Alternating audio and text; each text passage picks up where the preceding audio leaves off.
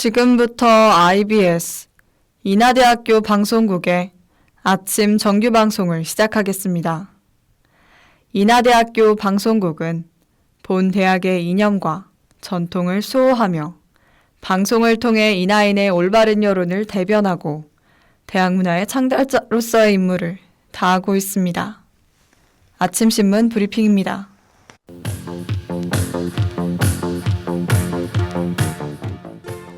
오늘자 매일신문 경제면 기사입니다. 미국과 이란 전쟁에 따른 지정학적 불안이 전 세계 자산 시장을 뒤흔들었습니다. 국제유가가 급등하고 위험자산 기피 현상이 나타나면서 글로벌 증시 급락도 이어졌습니다. 전 세계 원유 해상 수송량의 약 20%가 통과하는 호르무즈 해협 봉쇄 현실화에 따른 공급 차질 우려가 유가 상승에 영향을 끼쳤습니다.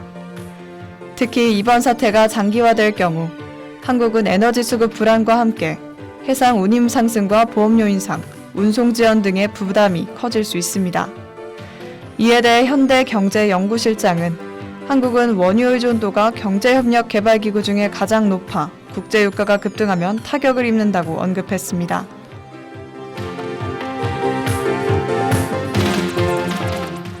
오늘자 동아일보 정치면 기사입니다. 이재명 대통령이 로런스 웡 싱가포르 총리와 정상회담을 갖고 인공지능과 원자력 발전 등 주요 분야 협력을 확대해 전략적 동반자 관계를 강화하기로 했습니다. 이를 위해 5건의 양해각서를 체결하고 디지털 경제와 공급망 등 변화한 통상 환경을 반영해 양국 간 자유무역 협정 개선 협상에 착수하기로 했습니다. 특히 양국은 AI 기본 사회로의 전환이라는 비전을 공유하며 AI 분야 협력을 고도화해 상호 혜택을 확대하기로 했습니다. 또한 안보 분야에서는 첨단 기술 기반 국방 역량 강화를 위해 기존 방위기술 공동연구 협력을 확대하고 방산 분야의 구체적 협력도 모색하기로 했습니다. 이에 이 대통령은 한국의 유망 중소기업과 산업 분야에 대한 투자가 늘어날수록 양국의 동반 성장은 더욱 견고해질 것이라고 강조했습니다.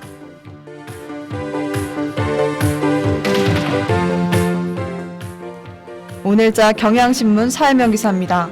미국과 이스라엘의 이란 공습 파장으로 두바이 국제공항이 폐쇄되면서 한국인 여행객 피해가 잇따르고 있습니다.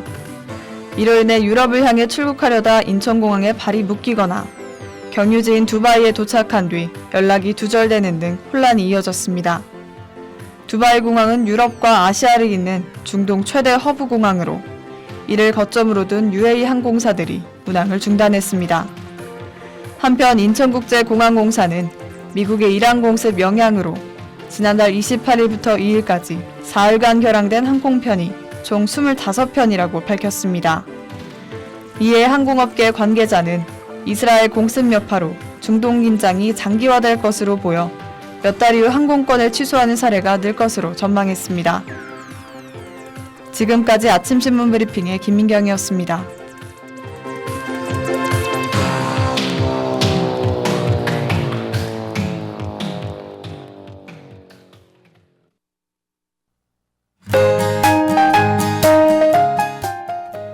오늘의 날씨입니다.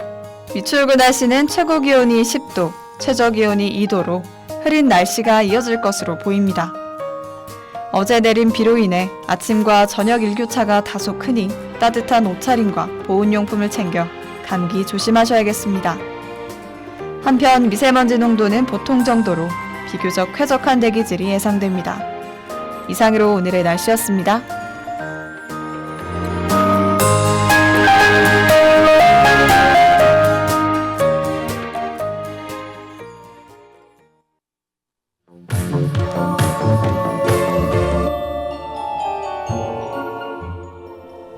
인류가 태어나기도 훨씬 전부터 하늘에 먼저 자리 잡은 반짝이는 별들. 옛날 사람들은 그 별을 보며 길을 찾고 방향을 정했죠. 그리고 시간이 흘러 현재, 별들은 더 이상 길 위에만 머무르지 않고 우리의 하루를 안내해주는 길잡이가 되었습니다. 오늘은 어떤 별자리가 우리를 안내할지 함께 따라가 볼까요?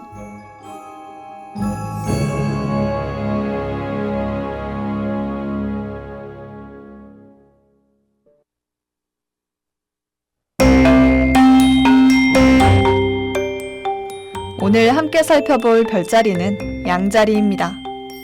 이는 고대 바빌로니아 황도대의 첫 번째 별자리로 들판에 거처하는 자를 의미합니다. 알파벳 대문자 L자를 옆으로 뉘어놓은 듯한 형태인 양자리의 기원은 저 먼 그리스 신화까지 거슬러 올라가는데요. 그리스 신화에 따르면 테살리의 야타마스라고 불리는 왕이 살고 있었는데 그에게는 프릭소스와 헬레라는 두 남매가 있었어요. 이 두 남매는 불행히도 어렸을 적 어머니가 돌아가셔서 계무의 시달림 속에 어머니를 그리워하며 살았습니다.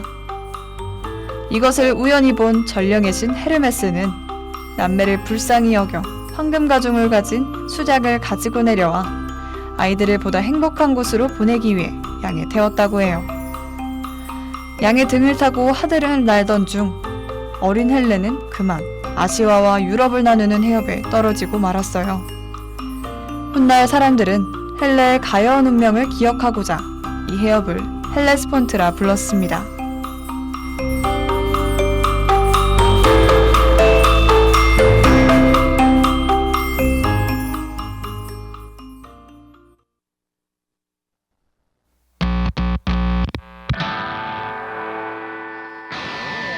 지금 듣고 계신 곡은 유나의 살별입니다.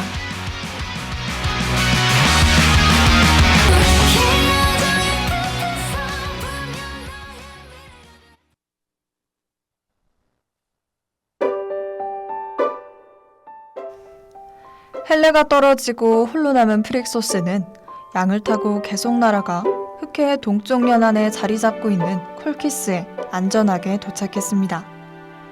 황금양을 타고 내려오는 프릭소스를 콜키스의 왕 아이에테스가 크게 환대해 주었어요. 이후 프릭소스는 황금양털을 왕에게 선물하고 제우스에게 황금양을 제물로 바쳤습니다. 양털을 선물 받은 왕은 이를 콜키스의 번영을 가져다주는 신성한 보물이라 여겨 콜키스의 거룩한 숲에 걸어놓고 잠들지 않는 용에게 지키도록 했어요. 제우스는 남매를 구한 황금양을 기리기 위해 하늘로 올려보내 양자리로 만들어 주었습니다. 이것이 지금까지 전해 내려오는 양자리의 기원이죠. 이 이야기는 훗날 이아손이 아르고 원정대를 이끌고 황금양털을 찾아 떠나는 또 다른 신화의 출발점이 되기도 합니다.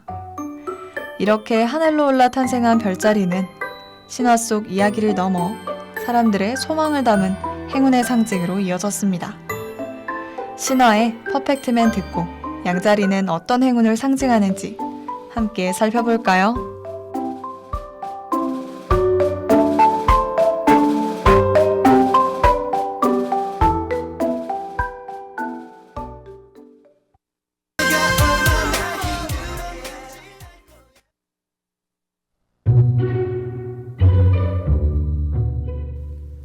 양자리는 신화에서 보았듯이 위기에 처한 사람을 구하는 구조자, 새로운 땅을 향해 주저없이 나아가는 개척자의 성격을 지녔습니다. 또 주관성과 열정이 매우 강하고 행동력 또한 탁월하다는 특징이 있죠.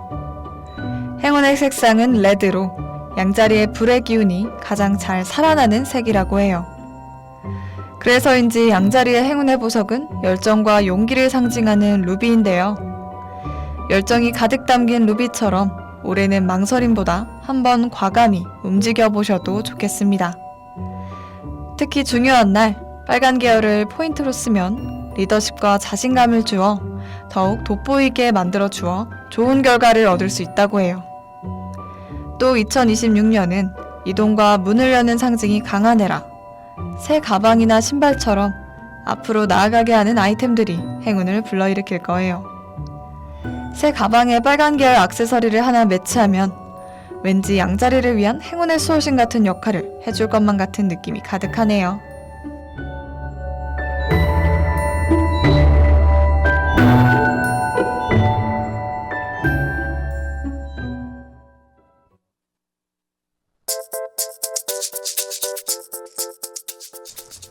양자리의 행운의 숫자는 9, 행운의 요일은 화요일입니다. 마침 시계가 아침 9시를 향해 달려가는 화요일이네요. 행운의 요일과 숫자가 딱 겹친 지금 오늘 하루만큼은 양자리 분들이 시작부터 운이 앞서는 날이 될 것 같습니다. 결정해야 할 순간에 망설임은 줄어들고 내디딘 걸음마다 용기가 따라오는 하루가 되시길 바라겠습니다. 신화 속 이야기를 넘어 시작의 상징이 된 별자리, 오늘은 양자리에 대해 살펴보았습니다. 양자리는 맑은 가을철 어두운 곳의 밤하늘이라면 그리 어렵지 않게 찾을 수 있다고 합니다. 9월이 찾아오면 오늘 라디오를 떠올려 맑은 하늘을 한번 올려다보시는 건 어떨까요?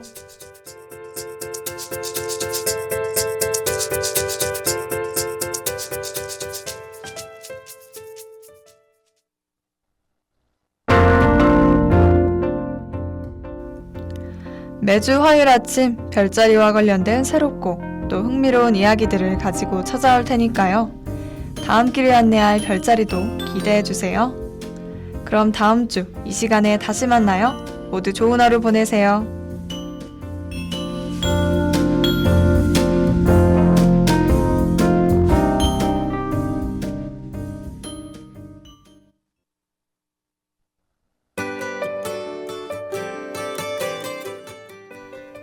지금까지 제작의 김가은, 보도의 김세은, 기술의 최서연, 진행의 김민경이었습니다.